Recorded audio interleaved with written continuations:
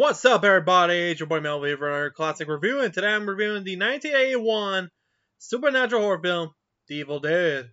Released in 1981, directed and written by Sam Raimi, and starring Bruce Campbell, along with Edwin Sandwise, Richard DeMacor, Betsy Baker, and Teresa Tilly. And this was the one that started all, the franchise. Literally. That started the whole franchise. If anybody who knows Evil Dead, we all know what it is. Before we begin, did you subscribe? Did you hit the bell? Did you like this video? If not, what are you waiting for? Are you about to get possessed by a deadite? If not, well, you better hit the subscribe button and hit the bell because you'll be safe from the game.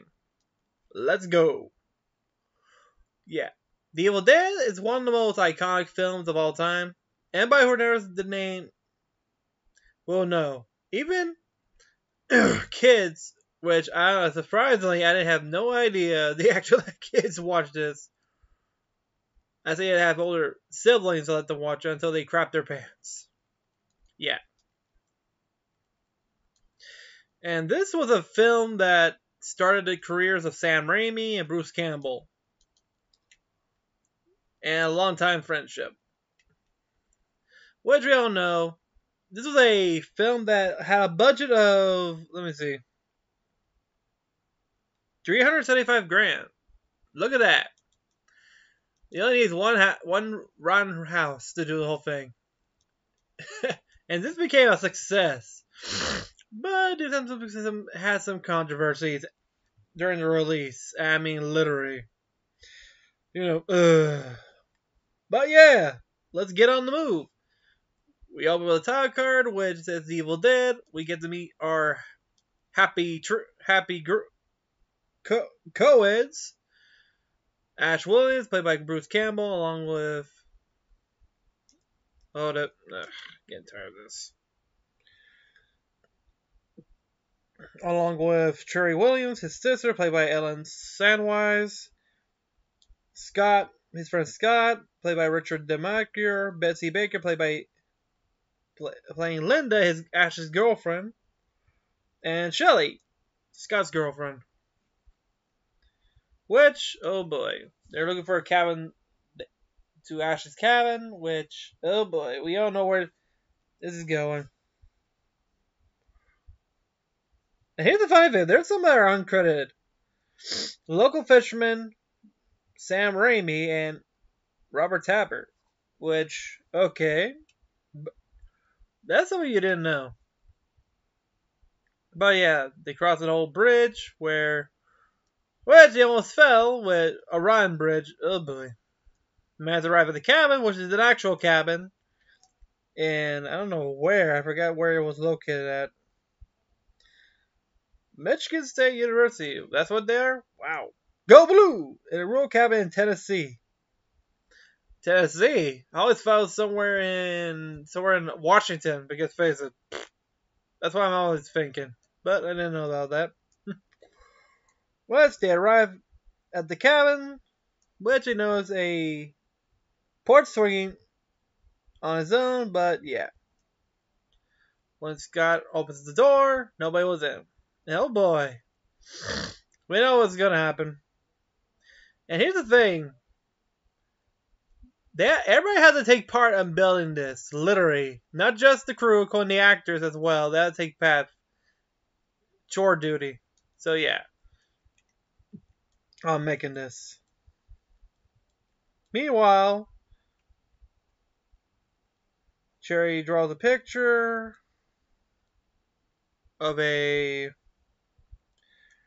Let me just pause this for a minute and read my teleprompter. Oh yeah. Draws a picture of the clock stops, and she hears a faint demonic voice telling her to join us. Oh well, we all heard that, right? Which, her hand becomes possessed, turns pale, and draws a picture of the famed book, which, with a demonic face in the cover, also shaking, she does not mention it. During dinner time, the door to the church just magically open with force. Yeah, it opens on its own. They're all spooked. They check it out. Which here's a fun fact: when they had the cabin didn't actually had a basement, so they had to actually dig a hole under the house to make the basement. So yeah, Scott and Ash went in there, and what they found? An old recording tape, including the damn book and a Kandarian knife. And Scott pointing a shotgun at Ash's face. Really? Come on, gun safety. But yeah, and guess what happened? Well, Ash managed to play around by listening to the recording, which, oh boy. It plays the damn recording of the man who found the book, which, oh boy. It says the words, which, oh, here comes the fun. The first person who gets attracted was Ash's sister. While walking in the woods, she gets the woods attacker, aka raper. No, literally. The vines start to wrap her around. They start to rip her shirt off, flashing some tits. And out of nowhere, they spread her legs, and 3, 2, 1, whoop! Right in the coochie, really. And here's the funny thing. During that scene, the actress who plays Ash's sister did not know that root was going inside, right there. Literally, she didn't even know it. They didn't tell her that. You imagine that. You just spread her leg in. 1, 2, 3. Right in there. Damn. I would imagine how much it hurts, literally, because you got a whole stick going right through that hole there. Ha! Here's the fun thing. During the premiere, she was with her mother when she saw that.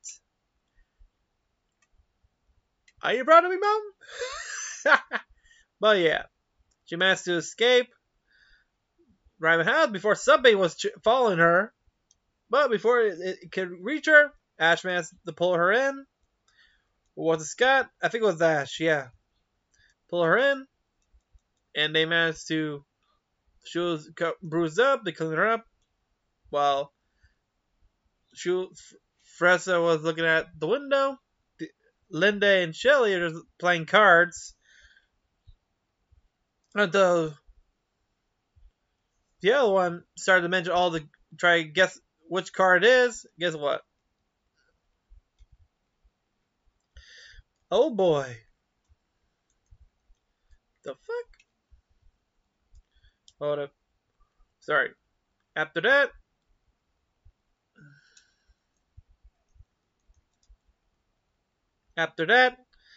That's when hell breaks loose, because while they were trying to guess the card, when Linda tried to guess the card, Freza, I think that was her name, yeah, starts to guess all the cards until she becomes possessed. And here's the thing for the makeup. That wasn't makeup paint, that's acrylic paint. And there was a warning that do not place on face. And as for the eyes, they're not like contact lenses like now. It's actually that covers your whole eye, so you're blind. You're completely blind. Yeah. Now she's a possessed deadite. After that event, she starts to attack. The first person she attacks was I think it was Linda or Shelly. I think it was Linda that she stabbed her with a pencil on her leg, on her foot, literally. And ouch! And that's a fake foot. Just to remind you. You imagine getting stabbed in the side of your heel with a pencil. Oh man, that's gotta hurt. The magic kick starts in the cellar, locked it, and oh boy, she transformed quickly into a zombie. Quickly, damn. While they're attacked, they try to find what's going on, and oh boy, it ain't over yet. One by one, things get worse. Then it was Shelly, who was the next one. Oh boy, she comes to possess, starts to attack both. I think it was. Let me check. Let me pause this, and because well, face it. Da, da, da, da, da, da. Yeah, I was right. No, it's Cheryl. Oops, sorry. It was Cheryl uh, Williams. Okay, the one who got locked in the cellar. Okay. Okay, so yeah, I was right. Yep, she lies down in her room. Oh boy. The next one who that the spears attacked? Scott's girlfriend Shelly ran in her room as she laying down, 3, 2, 1, and here's the worst part. The windows that they broke are not candy windows. You know the ones they use for props? That's actual glass. So, oh, like I said, ouch.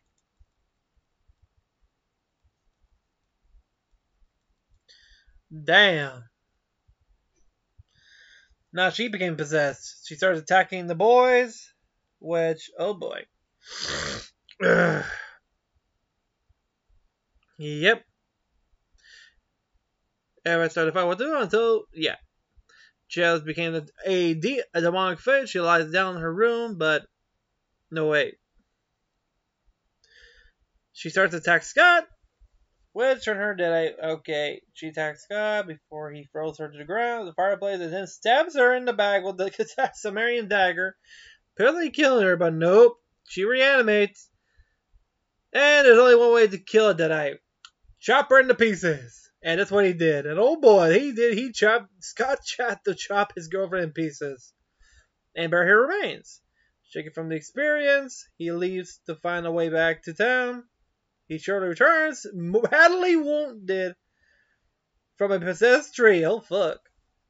Did he get the trees from the Wizard of Oz, the one that threw apples? Oh, I thought they were that dangerous, but I didn't expect they could try to kill somebody. After that, Ash puts it on the oh boy, on the couch. Which, oh boy, next one who got possessed was none other than Linda. And oh boy, Linda's possession was way more creepier. Unlike the other demonic possessions, this was more creepy. She keeps singing in a nursery rhyme.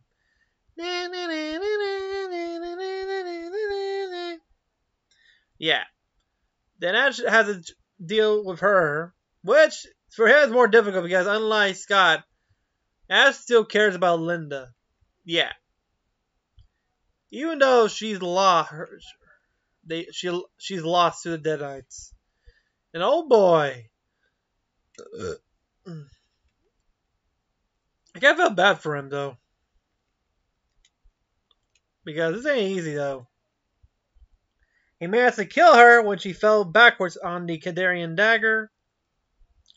He's about to chop her up, but he couldn't do it, so he buried her completely. Which, oh boy, that's a big no-no. Because when he buried her, pop goes the zombie. Oh boy, she came back in the grave. Literally. That's a rotting corpse attacking him. As he's on the ground, he grabs the shovel and decapitates her right there and leaves her body there. But he took the necklace with him because hey. Meanwhile, when he went back in the cabin, not good. Somebody's missing, and guess what it is? It's his sister. And oh boy, she managed to escape and starts to harass Ash, literally.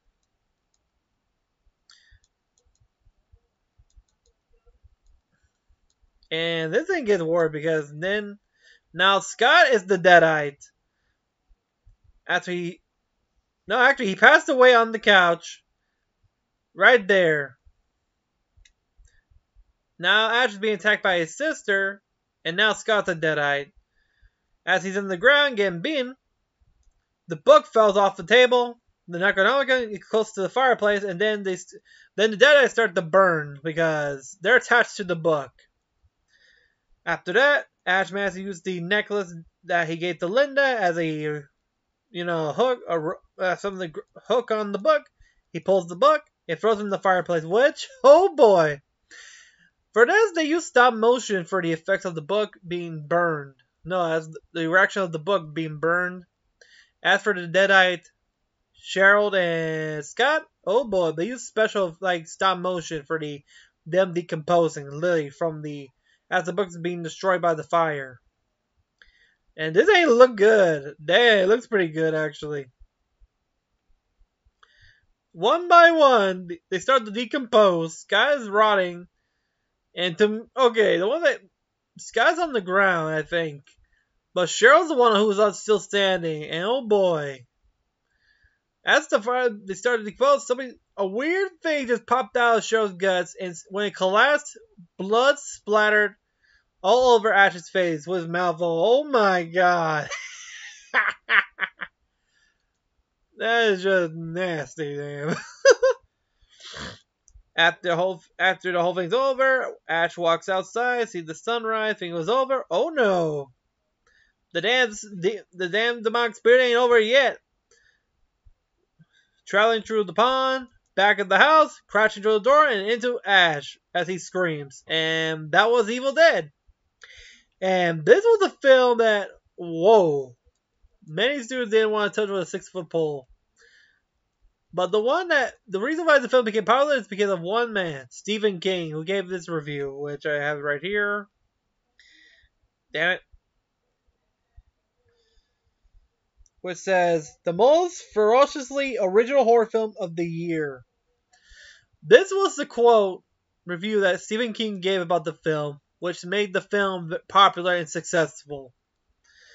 And then came the controversies, which in the UK you heard of video nasties, which a stupid term actually, about grossly grotesque, unrated films like that are not from the rainbow. And Sam then always have an enemy in the ratings association, literally, because of his films a bit too, graphic. Shit. Bit graphic. Even the trial in the UK for audacity, insensitive trial in the UK, which kind of affects the second film. Since the first one was a horror, the second one was a black comedy. Yeah. But yeah. The film became a major success, and still to this day, it's still the most popular film of all. If you're a film student, want to make a horror film? What's the first thing that pops in your mind? Evil Dead. And they did this with a budget of $375,000. Hey, look at that. It became a major success. Damn. And that should have got a reward, but remember, with the ratings, board, shit. And this was a quote-unquote dirty film.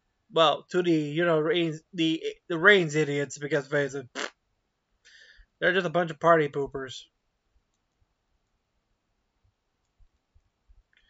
Yeah.